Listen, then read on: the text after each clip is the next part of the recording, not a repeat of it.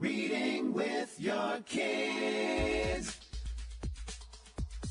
Hola, ni hao, konnichiwa, assalamu alaikum, shalom, mahaba, ciao, bonjour, namaste, jumbo, bienvenidos. Hey, my name is Jadley. Welcome to Reading with Your Kids. I really believe that magic happens when we share stories together. When a child sits down with a parent, grandparent, teacher, and opens a book, hearts connect, imaginations grow, and love shines brighter. That's what we're all about here at Reading with Your Kids, and we are so delighted and so very honored that you are joining us. Please help us share this mission by telling all of your family and friends about the show and letting them know that they can hear us on the WREB AM/FM 24/7 radio network, and they can find us on the iHeartRadio app, on Spotify, Apple Podcasts, Amazon Music, Good Pods, Podcast Addict, Audible, YouTube, Player FM. Wherever you find your favorite shows, you can find Reading with Your Kids. Today we're meeting two incredible creators who created a story sure to spark laughter, curiosity, and kindness. So let's turn the page and dive right in. Today's guest, Morgan Stevenson Cooper. He is here to celebrate I Can Make a Movie. Later in the show, Blair Williamson joins us to celebrate two great books, Birthday Bash and The Ocean Protectors. This episode of Reading with Your Kids is brought to you by Trumpet, the Miracle Wolf Pup series. There's a brand new book in the series, and we're so excited to tell you all about it. Trumpet becomes a mom. In this exciting book, Trumpet and Lighthawk, now a bonded pair, start their own family with their very first litter of pups. Families can read together, schools can explore the importance of wolf packs and conservation, and Trumpet fans everywhere can celebrate this milestone in her incredible journey. Grab your copy today. Available on Amazon, Barnes & Noble, select bookstores, and the Wolf Conservation Center, where Trumpet and her family live. Plus, 50% of all profits go right back to supporting the Wolf Conservation Center, with more donated to Lighthawk Conservation Flying. So grab your book today and have a group haul for Trumpet and her family.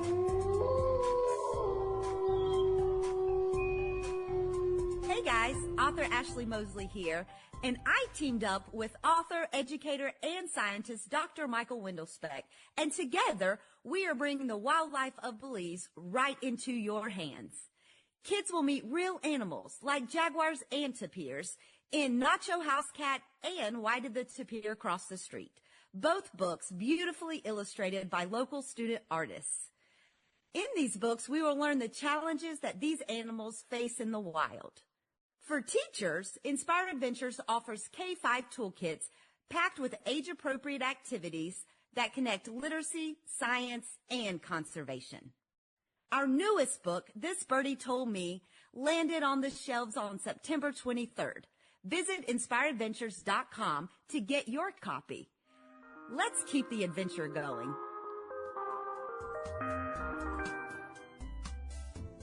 This episode is brought to you by OnceUponADance.com. Ignite imagination with award-winning dance and movement books.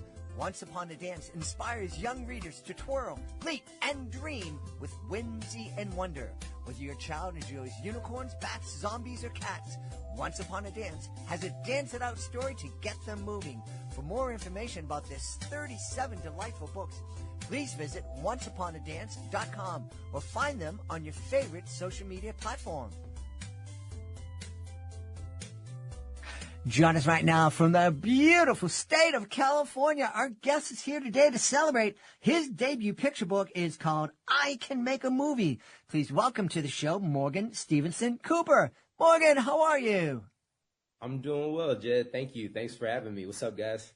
I'm delighted to have you on. I Can Make a Movie.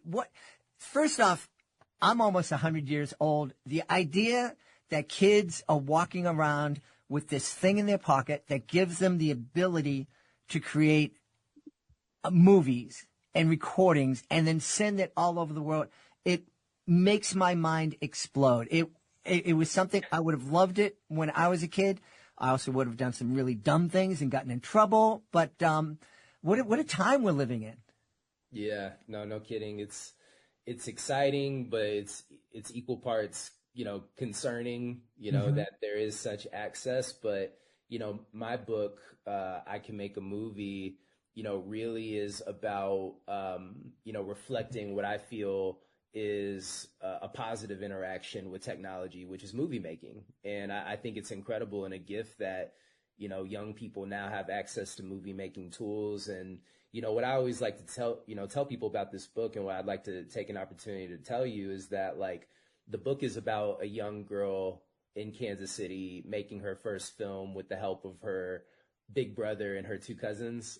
She's making, this film. It's an adventure film for her sick grandfather.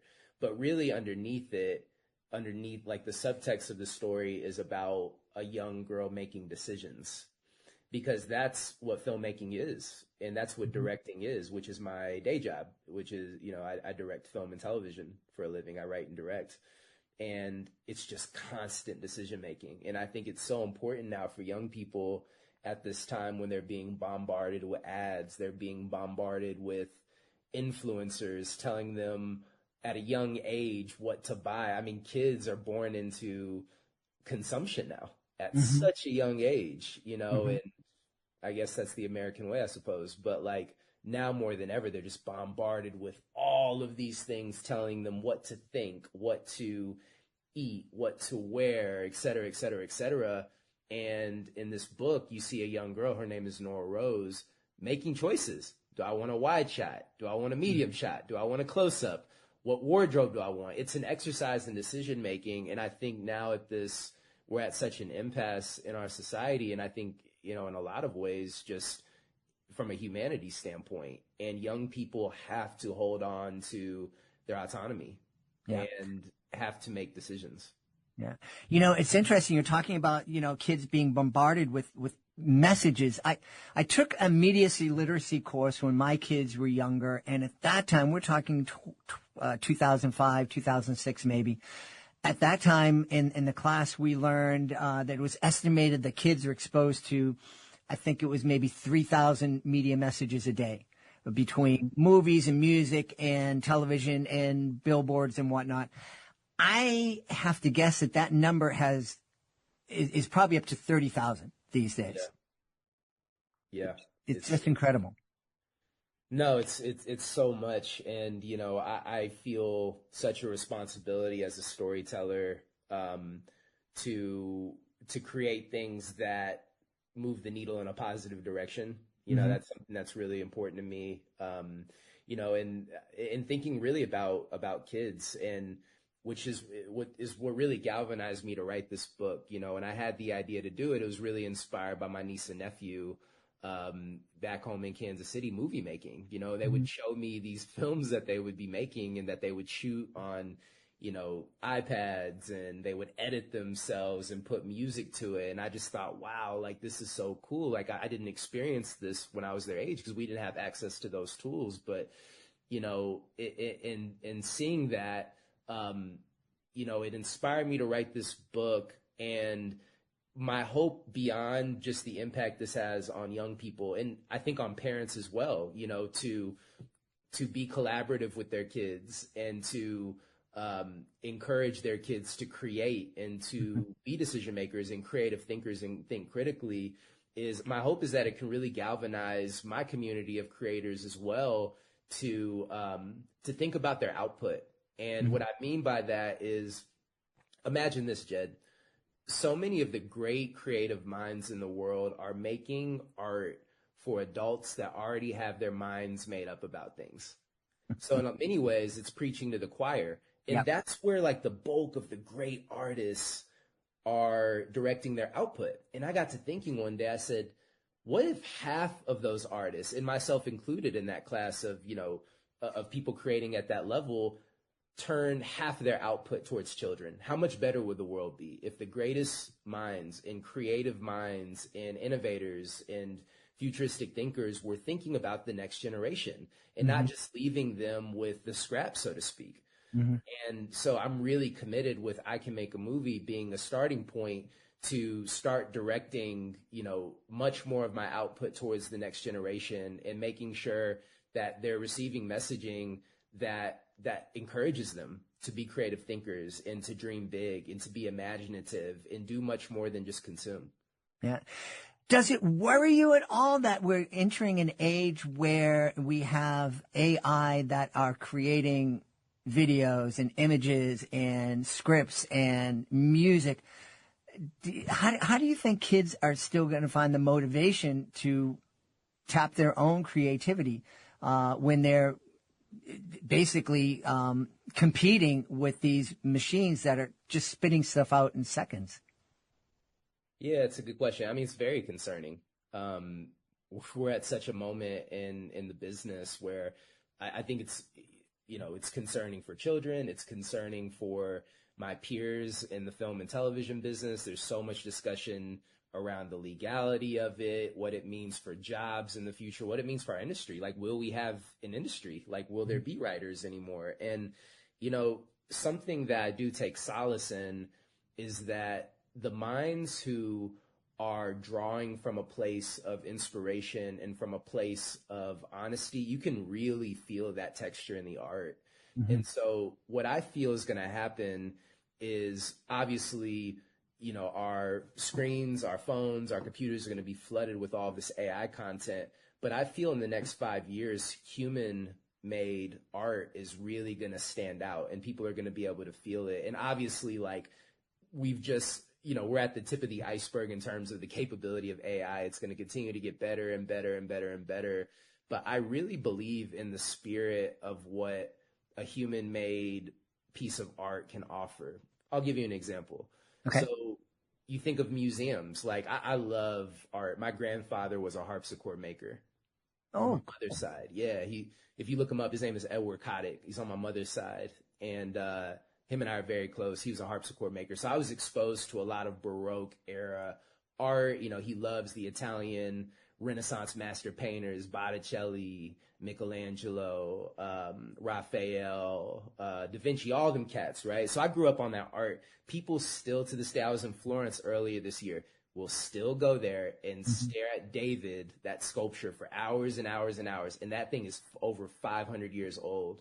Yeah. And so when something is inspired and something is handmade and something has a story, and the story isn't just like, yo, let me type in this prompt, but let me make this by hand and let me offer context as to why I made this piece of art. What is the story behind the story that makes art exist? I really believe that's going to become even more valuable as time goes on. And of course, the AI will still exist and it'll be fast food content, but I think the pendulum will swing. I really, really do. And maybe I'm naive for saying that. I'm a traditional, I'm a classically trained filmmaker. It's like I learned from, setting up my own lights and editing and shooting myself, back in Kansas City when I'm 18, 19 years old in my apartment, learning this craft that I love so, so, so much. I love the aspect of making. And again, that is what I hope this book encourages people to understand, is that it's not just the product, right? That's actually the last thing. It's the inspiration of why you made something that actually translates to your audience. Yeah. I was having a conversation with a buddy of mine about this, and I recalled back, because I'm almost 100 years old, but I remember back when I was in high school. Yeah, you look great. Thank you. It's moisturizer. And yeah, that's right. That's right. But we in our high school, we had dances. We had 3 live bands there, and then it turned into DJs. And I'm like, why am I going to pay to go in a club to have some guy turn music on and off, and when I could go to a live band? Live bands survive that. And I think, like you said, I think live human creators are going to survive this. It's going to be different. AI is going to be there. But thankfully, with books like I Can Make a Movie, we're going to be encouraging kids to tap into that creativity. I think also, and I hope you can comment on this, I think when we're sitting down with our kids and reading I Can Make a Movie and sharing with our kids, yeah, you can do this and I can help you. I think that can be incredibly empowering. Absolutely. And it's really all in the title, I can, Mm-hmm. right? And I always try to think in the work, Jed, like what is the universal theme? Like what are the through lines that connect us as people? And how can I communicate that message beyond just like what it appears to be about on the surface? And for a young child to have a book called I Can, Mm-hmm. which is an affirmation that says you're able to do whatever you want to do with your life. Yeah. Yeah. The title itself is a part of the bigger message, which is, again, empowering kids. That is what this is all about. Yeah. I guess one of the questions I feel I have to ask is, will Morgan be making an I Can Make a movie? So, very good question. You mean adapting the book in another context for like either live action or animated? Yeah. Yes. I am in conversations to adapt the book actually as an animated series. Oh, great. Yeah, I don't know all those fancy Hollywood words like adapt and everything, so I just had Oh, that's okay. So it basically means, an animated right. Version, of the book where I would expand on Nora's story and her family. And so I have a big passion, for that element of this project and expanding Nora's world and, seeing all of the creative opportunities that she steps into with her friends and her family and, telling those stories about the Midwest and young creators in the Midwest, which is where I'm from. I'm from Kansas City, Missouri, and I love telling stories that amplify my hometown, especially through the lens of a child. Well, you mentioned Kansas City a couple of times. I had an opportunity to be in Kansas City last summer, in 24, and what a great town. Yeah. We were, it was at an indie author summit. The summit was great. The city was great. And there was this place across the street from the Intercontinental Hotel. I got this barbecue that was just mind explode. It was great. I love that. What did you order? Oh, I'm a pulled pork guy. Very good. Very good. Yeah. Listen, there's no shortage of great barbecue in Kansas City. You throw a stone any direction and you'll hit a great spot. And I'm curious I'm trying to think, cross street from the Intercontinental. Do you remember the name of the barbecue joint? I don't, it was somebody like Jake's or somebody like that, but it was in this really unique little, it looked like we were in Spain. There was just this one, maybe 6 or 7 blocks of you went to Jack Stack. You were in the plaza. Jack's, yes. Yeah. Yeah. Okay, pulled pork was great. Jack Stack does pulled pork well. Yeah, you were in the Country Club Plaza. Okay, yeah, that's it. Jack Stack's great. Kansas Cityans, for all the Kansas Cityans listen, I might get some flack for this, but I call Jack Stack like the corporate barbecue of Kansas City. So they basically took like the OG, like the real great recipes, and they commercialized it, and they do it really well. But like, it's definitely more of the commercial side. But we still show love to Jack Stack. They've got actually my favorite sides come from. Okay. Yeah. Okay. Yeah, they had those big monster onion rings. I think it looked like a store cover or something. Yeah. I'm glad you had a trip there. That's great, man. I didn't realize we were going to the Olive Garden of barbecue. So next time we have to find something more authentic. It's a little bit better than the Olive Garden of barbecue. Tell me, you have you have a Fresh Prince of Bel-Air, or the updated version of Fresh Prince of Bel-Air. I feel like we have this connection before we started because we've had Karen Parsons on the podcast a number of times, and what a great author and a great woman she is. Yeah, Karen's awesome. I've only met Karen once, and I think at some point we messaged each other on IG just to say hello. But yeah, I know she had a book, and big shout out to Karen and the whole original Fresh Prince cast. I remember this was back it was either 2019, 2019, and they did the reunion for HBO, and this was right when we started developing the show, and not too long before that, I had released my short film, which went viral, and I partnered with Will Smith to start, making the show. And I sat with them, and I remember them passing me the baton and her just saying how excited she was about the show. And that support really meant everything. How, it wasn't combative or weird. They weren't territorial. It was like they really believed in what I had to say through this reimagining. And I just remember that moment that I got to sit with Karen and the rest of the cast. And so, again, just big shout out to Karen. Well, I'm not surprised because Karen, she'd been on the show and then she came back on.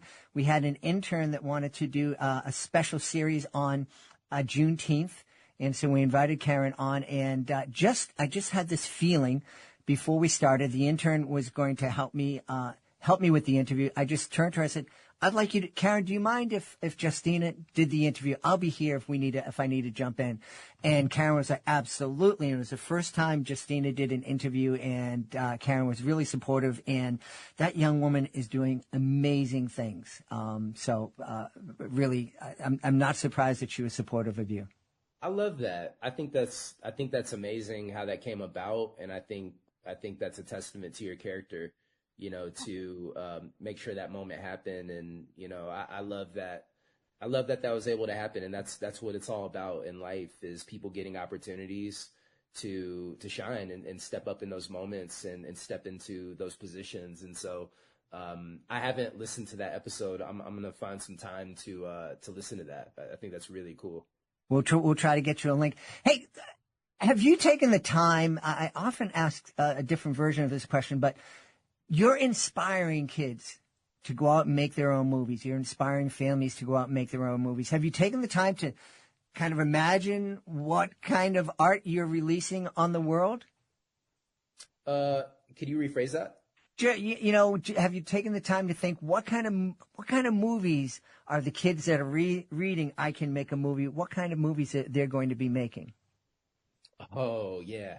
Oh, definitely. I mean, and oftentimes I'm just like left to wonder because, I'm 33, and being a 90s kid, life was just so different for us growing up, especially in Kansas City, than it is for kids now. And we didn't have cell phones. Like, we didn't have iPads. Like, you just went outside and, scraped your knee and rode bikes and, got into trouble. It's like, that's what it was for us. We just like, we had to be imaginative, and you had to be okay with being bored sometimes. And I think kids now, it's like with these devices, they never have to be bored. They're just scrolling endlessly, which I think is a problem, candidly. But, I think the plus side is that, the exposure, like they just have access to so much information. And so, and at that age, especially, kids are just so imaginative and able to take information and turn it into new ideas, and they're kind of boundless, so to speak. And so, like, to be honest with you, it's such a good question. I can't even imagine, if this book changes one kid's life and makes one kid say, you know what, I have a story to tell, and I want to tell that story because this put that battery in my back, then that just brings me so much gratitude and joy, because that's what this thing is all about, is like passing that baton. Yeah. I'm imagining 20 years from now, there's going to be some kid at the Oscars standing up and saying, "I remember reading I Can Make a Movie by Morgan Stevenson Cooper with my dad, with my mom, and that's why I'm here today." I love that. No, that's a great vision. But more than anything, that would be amazing. But I think the biggest thing in my mind is like, whether a kid reads the book and goes off and makes the next Oscar-winning film, or whether they read the book and it makes them want to write a play or come up with another idea. My goal is for it to ultimately, for kids to read it and feel empowered to make decisions for themselves in their lives. I love it. And this to be a seed, even if they don't know it at the time.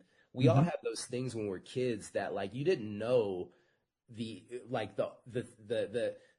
they call in our town, in our business, is like the note behind the note, right? It's like you're reading it, but like underneath the surface is a whole other layer of intention.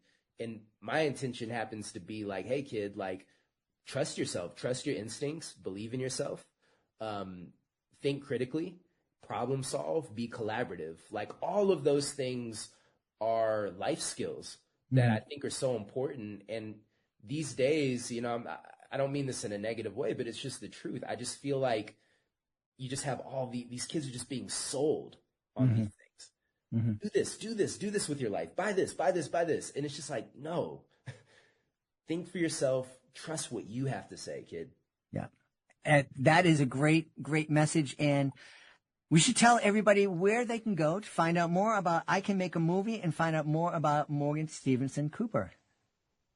Yeah, absolutely. So you can find out more about I Can Make a Movie on Penguin Random House's website.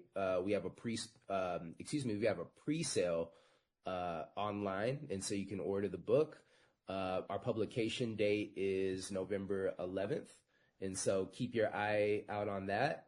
And you know, it'll be in physical bookstores, but again, you can check out the pre-order online. And if you want to learn more about my work, you can hit me up on Instagram at Cooper Films on Instagram. My show Bel Air is on Peacock. It's a reimagining of the Fresh Prince of Bel Air, set in modern day times. And again, that's on Peacock. We have season 4 that is dropping on November 24th. And so stay tuned. And I've got a bunch of other projects coming out in 2026. And so stay tuned, and just appreciate everybody listening. And Jed, thank you so much for the opportunity to share my perspective.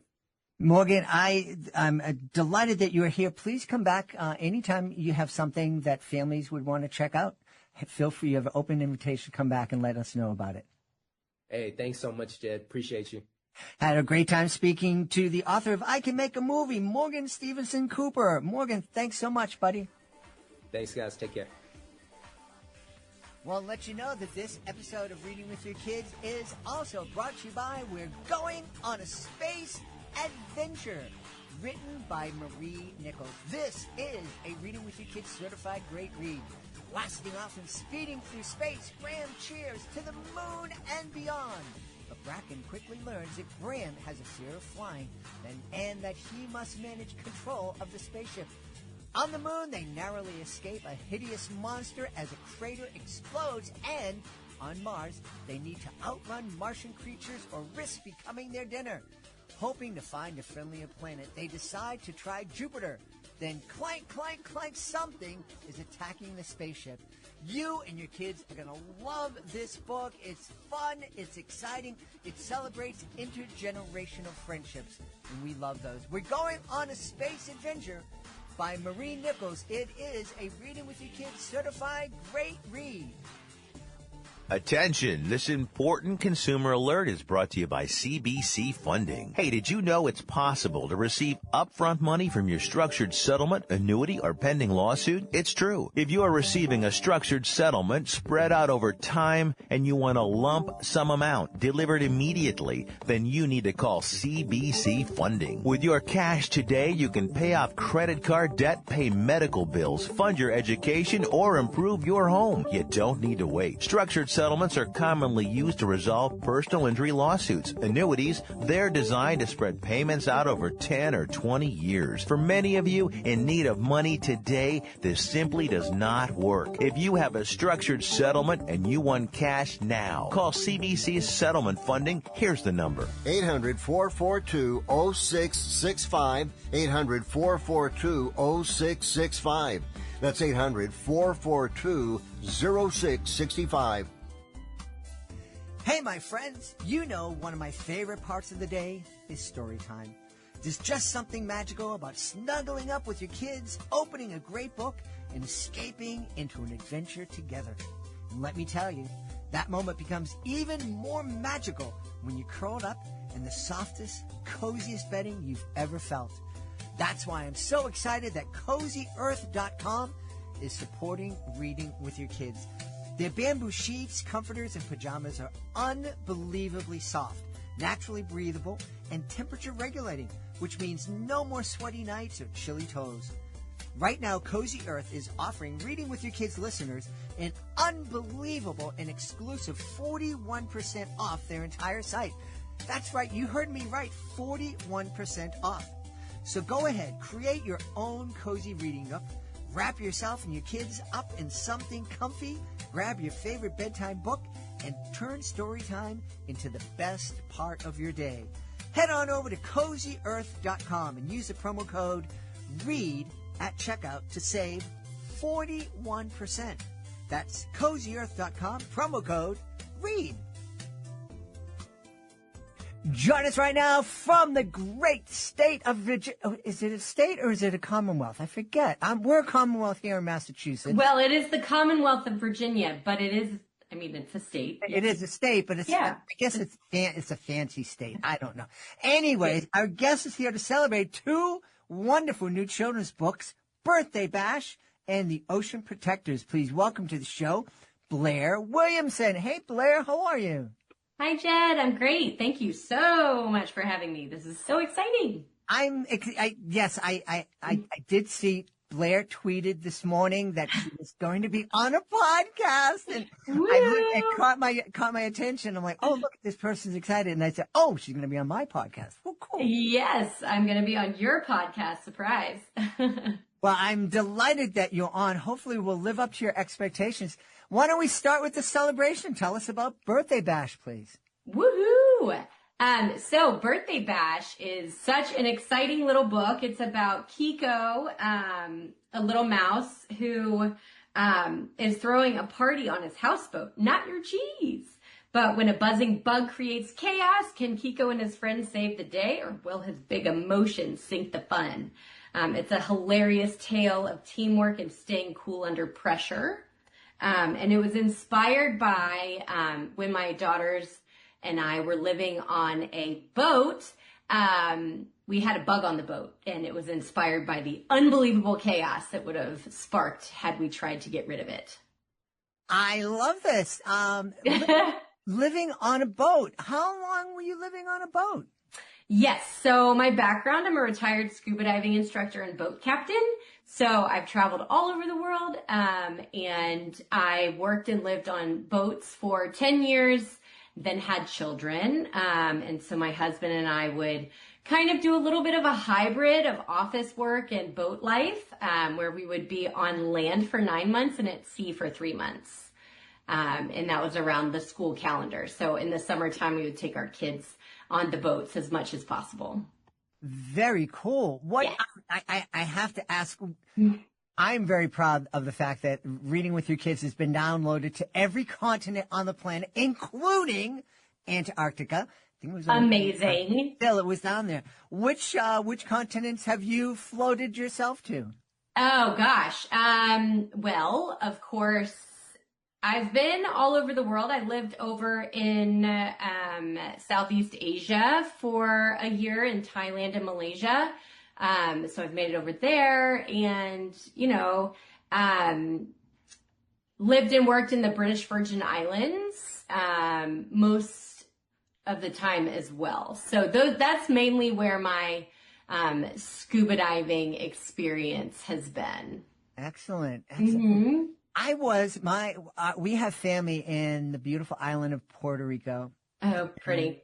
Yes. And one of our cousins has a boat. And so we do the thing. We go out and go to one of the islands, the small islands, and throw the anchor out and then kind of have a party and swim and everything. And it's very, very cool. I went out snorkeling once off the boat, and it was beautiful. It was gorgeous just seeing all these fish and coral and all this other stuff. And then this giant creature swam underneath me. I have no idea what it was. You still don't know? I have no idea. It just scared the life out of me. Yes. If this wasn't a family podcast, I'd mention another thing it scared out of me. But I jumped up and I looked up and I saw that I was a long way from And then you were like, okay, well, see, there's a story there. It's like, the monsters that lie beneath. What's going to get Jed? I get so much inspiration from the ocean in my time living at sea, and it's just so fun to play in my imagination and come up with these crazy, wacky stories from both, the fun, humorous side of things, but also to the climate fiction picture book side of things where I'm really helping to spread a message about what's happening under our oceans. And that probably is a good time to segue into talking about the Ocean Protector. Yes. Yeah. So I've seen firsthand how our reefs are changing, and wanted to bring both that wonder, curiosity, and urgency into stories that kids can laugh, learn, and love. So the Ocean Protectors is actually Island Girls 2. We've rebranded the title. My first book, Island Girls Free the Sea of Plastic, was spreading awareness about how much plastic bags look like jellyfish underwater. That would be that awareness and message that was spread widely through that book. And the Ocean Protectors is essentially the next book in the series that small voices can spark big change. When sisters Sadie and Josie discover their once vibrant coral reef has transformed into a graveyard of bleached coral, they're determined to save it. So this book has unbelievable illustrations that are hand-painted watercolors and essentially are showing, fish who have packed up their bags and are leaving the reef because it's gotten a little bit too warm. So slight nods to climate fiction and what's happening under our ocean to just kind of spark very important conversations. Yeah, what kind of conversations, because I want kids and I wanted my kids to be aware of what we were doing to the planet and how we could treat it nice, but I also didn't want them to freak out. That's a great point. And these books are just a gentle introduction to what is happening and gives a message of hope. And also starts the conversation of like, wait a minute, what is coral bleaching anyway? What does that mean when the reef, when the coral is turning white? Well, it's not dead yet. The bleaching event actually happens when the zooxanthellae, that's the algae, leaves the coral. The zooxanthellae is what brings the color to the coral and makes it beautiful and all the vibrant colors. They actually just leave the coral as their host. But they are able to come back. So the corals aren't dead yet. There's a lot that we can do. And so in the book, it goes through with some back matter about ways that kids can help.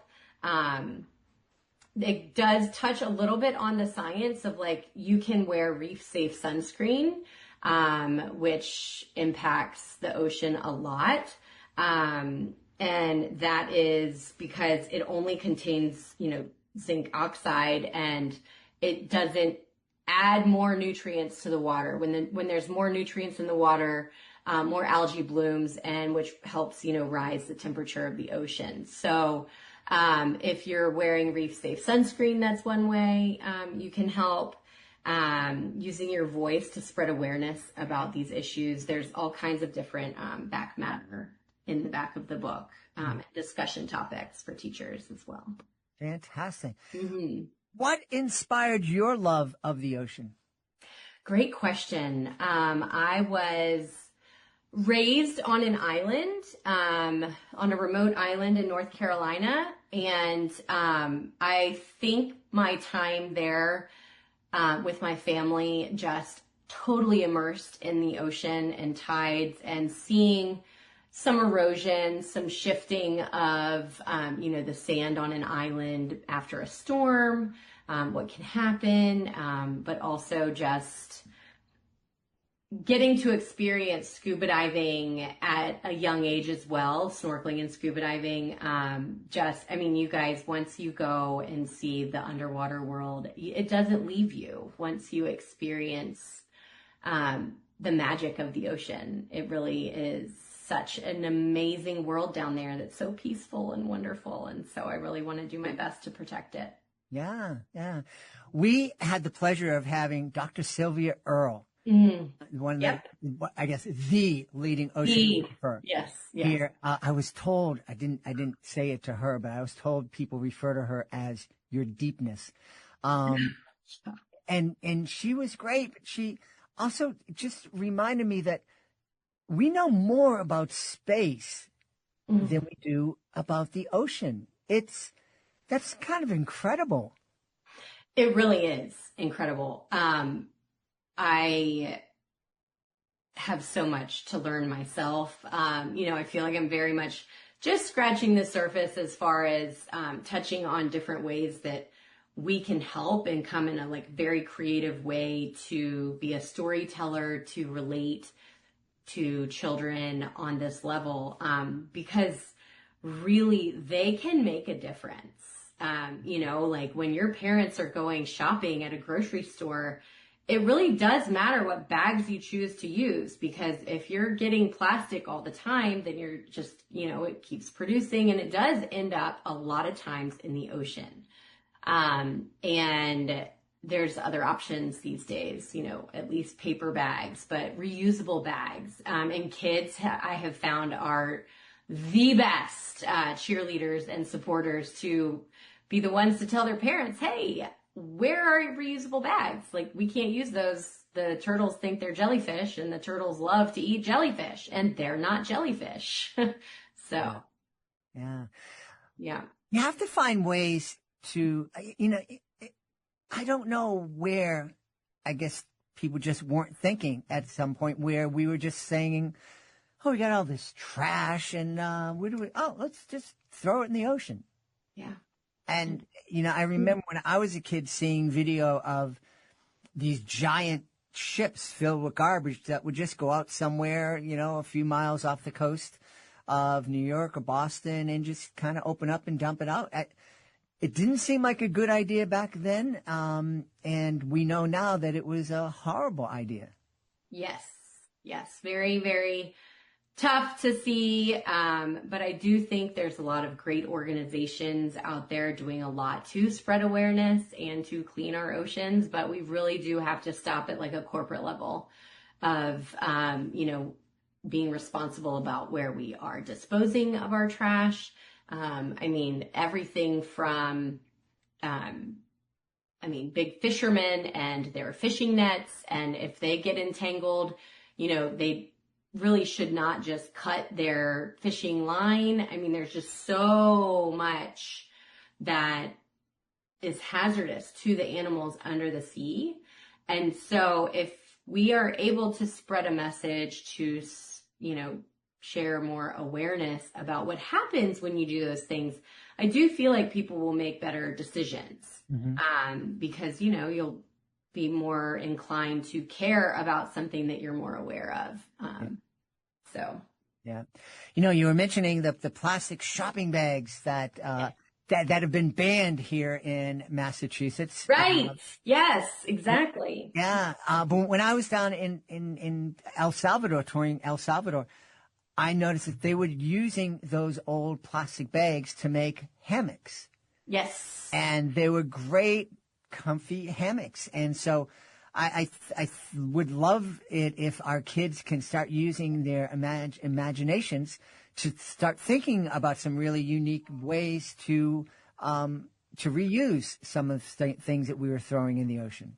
Absolutely. There's been some really awesome ways to reuse those bags. And I do think that countries that are more coastal are seeing the impacts a lot more than, the states that are not as, they're not coastal, they're more landlocked. So it's important to see, the Mediterranean and Europe, they're really catching on with their plastic bottle usage. They're using more, aluminum cans and cardboard containers, things like that, going away from the plastic. Not only that, but it's not really great for you when those plastic bottles get hot and then you ingest that liquid into your body. There are a lot of studies out there that you are then ingesting, plastic toxins. It's not as healthy for us. So just doing your research and making sure that you're making good decisions, especially people in, corporate companies, bigger companies where you are the decision makers of what are you going to order? Well, should I order those plastic stir straws for the coffee station in our company, or should I order the wooden stick stir straws? Those decisions, like, everybody really needs to be mindful about what you're choosing to do, because those plastic straws really do end up in the ocean and cause a whole lot of problems for our little friends under there. Yeah. Yeah. You were mentioning earlier that Birthday Bash was inspired by an experience you had on the boat with your daughters. Yeah. Tell me, what do your daughters think about their story being told in the pages of books? Gosh, what a good question. I do think right now it's really crazy with both books launching within 2 months of each other, really. They're so excited. Their stories being published in the pages of books has been really inspirational for them. I think at least they know that, like, okay, mom's crazy mind and our stories and imagination have been communicated to an illustrator. So they've been able to, like, experience the whole process of seeing a book illustrated, and then produced on, like, such a wide scale. And so I think they're proud. I think they are excited. The Ocean Protectors will have a book signing with them. They're going to sign the books for their friends because they're the characters in the books. In the Ocean Protectors. So they're excited to have their little celeb moment, with their friends at that point. But otherwise, they really try and keep them, out of it as much as, I'll let them be involved as much as they want, but I certainly don't, force that.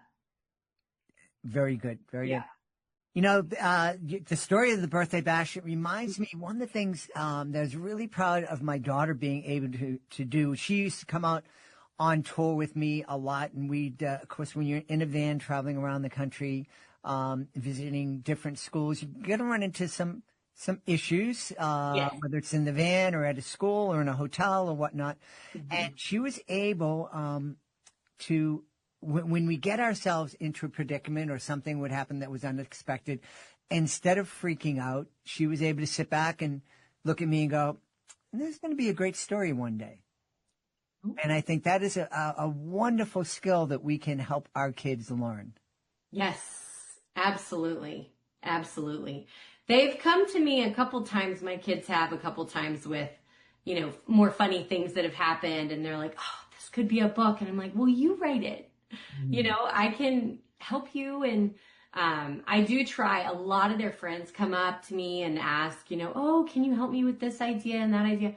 I love it. It's just sparking conversation. Kiko in Birthday Bash is a character who makes some pretty bad decisions about his tools to use to get rid of the bug on the boat, because obviously hammering to get rid of a bug will cause major, major issues. And that has been really funny. Like, a lot of the kids have really related to Kiko and thought he was very funny. And wait, like, don't use that. No, that's a terrible idea. So the way the kids have responded to Birthday Bash has been way more, I think, more surprising to me, because a lot of kids love crazy, messy stuff, and watching characters make bad decisions and then everything turns out okay with creative, solutions. So, it's been fun to kind of have those conversations, with the kids. Yeah. Tell me, what is the work in progress? Can you share a little sneak peek? Sneak peek. Well, I am going out to NCTE conference in Denver. And so I've been doing a lot of marketing for that conference. We are presenting together. And the whole campaign is "I am not a jellyfish." So we're doing reusable bags for the teachers that have that on it, and reusable snack bags instead of Ziploc bags for school, to give away. So that's a huge thing that we're doing. That's coming up in November. I have been working with Jim Sinclair. He is an archaeologist, marine archaeologist. And so I've written a whole book on the Etosha and the, Mel Fisher and the Tale of the Etosha Treasure, which is more of like a documentary series on wrecks and treasure. Which is pretty cool. And he is actively recovering treasure from various wrecks of the Spanish fleet. So the 1715 fleet, I believe they're currently like actively recovering treasure on, which is amazing. So that's super cool. Yeah, that is really cool. Will you get a chance to scuba down and see any of those wrecks? I hope so. We met for coffee the other day, and he actually gifted us treasure from the Etosha wreck, which was so special. And just holding that just is like, oh, I'm dying to go and dive and hopefully recover and maybe do some documentary, photographs and things for inspiration for an illustrator one day. But yeah, that's been super cool. And I'm also writing a young adult, new adult crossover on my life as a yachty. Oh, cool. Yeah. Well, come on back to celebrate those books when they're ready. Yeah, thank you. In the meantime, let's tell everybody where they can go to find out more about Birthday Bash and the Ocean Protectors. Awesome. Thank you so much. Yes. You can go to my website, is theislandwriter.com. That's going to be kind of the best place for you to find information about my books, what's going on, where I'm going to be. And there'll be resources for teachers and schools up there for classroom discussion on coral bleaching. And also there's teacher handouts for SEL, social emotional learning, that tie in with Birthday Bash. We've had a great time speaking to the author of The Birthday Bash and the Ocean Protectors. Our guest has been Blair Williamson. Hey, Blair, thanks for being on Reading with Your Kids. Thanks so much for having me. I really appreciate it. Well, folks, that's all the time we have for today's episode of Reading with Your Kids. If this episode made you smile, gave you something to think about, please consider sharing the link to the show with somebody you love. And also, please consider leaving a 5-star review and, of course, subscribing to the show wherever you find your favorite shows.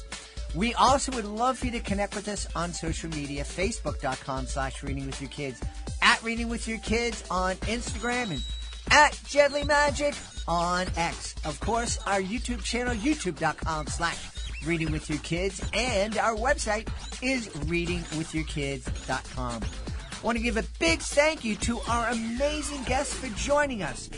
Morgan Stevenson Cooper. Please be sure to check out I Can Make a Movie. Also, Blair Williamson.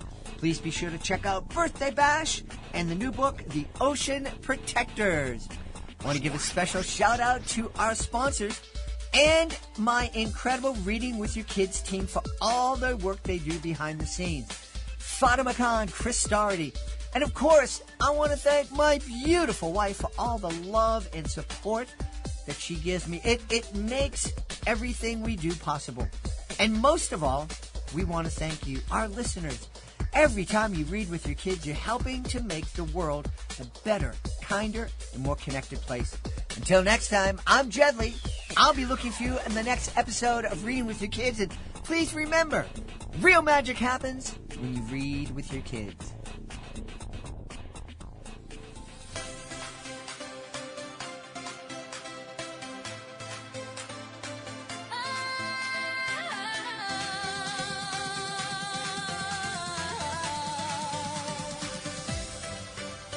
In a quiet room where the sunlight swirls, a curious cat finds a world of twirls. A mirror glimmers, a door to explore. Step inside.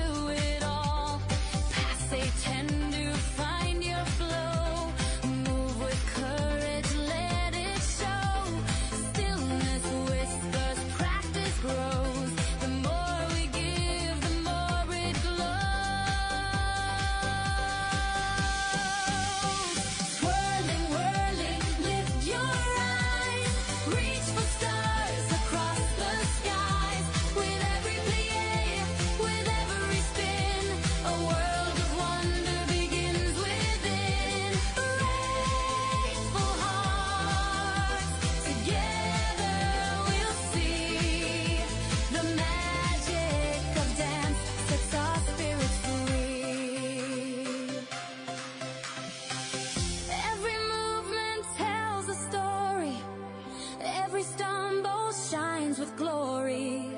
Take a hand.